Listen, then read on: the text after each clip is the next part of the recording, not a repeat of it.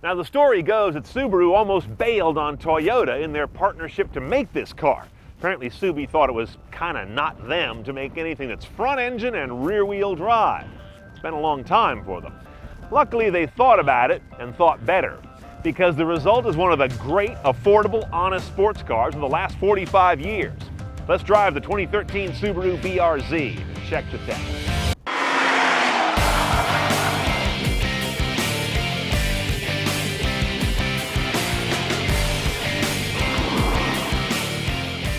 Toyota 2000 GT, Datsun 240Z, Mazda Miata. The pantheon of cars of this ilk is pretty small, but pretty well loved. But the last time Subaru made anything front engine and rear drive was 1954, something called the 1500. It's not in anybody's pantheon except perhaps Mr. Magoo's. Now the BRZ is basically built on a revised version of the Impreza platform, so you could say it shares some DNA with the WRX. But the familiar relationship is a bit distant, as you can see. Weight saving's a big part of the story, though. That hood's always aluminum. That roof never has glass in it. And that back end is always a trunk, not a hatch. Now, under the BRZ's featherweight aluminum hood, you're going to find a 2-liter flat-4 engine, classic Subaru boxer stuff. 4 cylinders, horizontally opposed, 2 per each side, kind of lives right over the front axle line, neither fore or aft. It has both port and direct injection, which is sort of the new fashion these days. 2 liters of displacement gets you 200 horsepower, a rather tepid 151 foot-pounds of torque, however. We're going to encounter that on the road in a minute. 0 to 60, though, happens in a happy enough 6.7 seconds for a car that weighs a little under 2,800 pounds. That's pretty svelte by today's standards. You're going to get 2230 MPG with a 6-speed, or a much better 2534 if you get the automatic. But don't. All these cars go out to the 6-speed manual as a base configuration. It's more for that auto. And they all go to the rear wheels through a limited slip differential. Subaru put that money in the right place.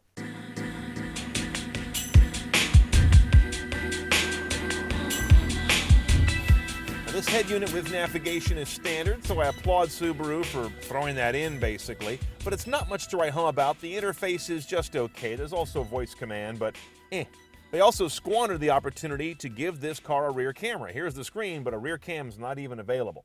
Overall, the navigation system's entirely functional, but it's not a pretty interface. On the audio side, AM and FM both have HD radio ability. There's satellite radio, as you can see, Bluetooth streaming. They've also got a USB and an aux jack down here on the console, and it'll also handle SMS text.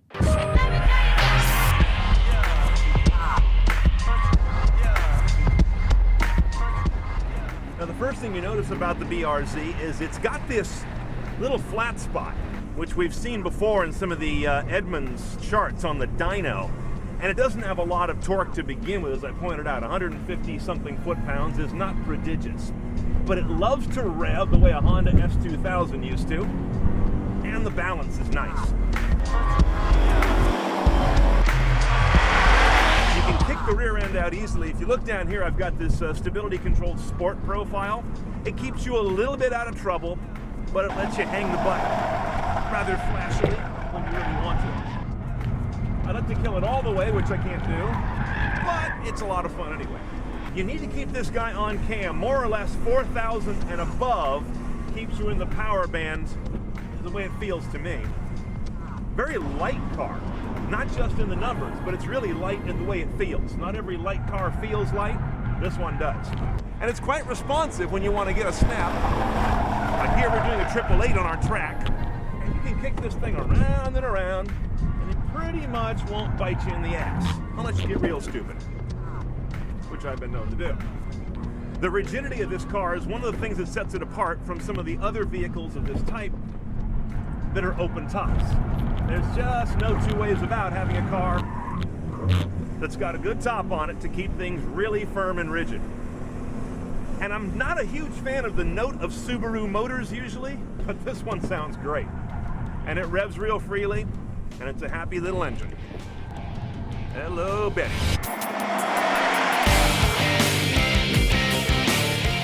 Now, pricing a BRZ CNET style is an exercise in simplicity. You start with the base car at $25,495 delivered, then add the limited package. That's $2,000 more. That's going to get you fog lights, high-intensity discharge headlights, leather trim, a spoiler on the back, and automatic temperature control. There's an $1,100 option for an automatic, but you're not going to do that.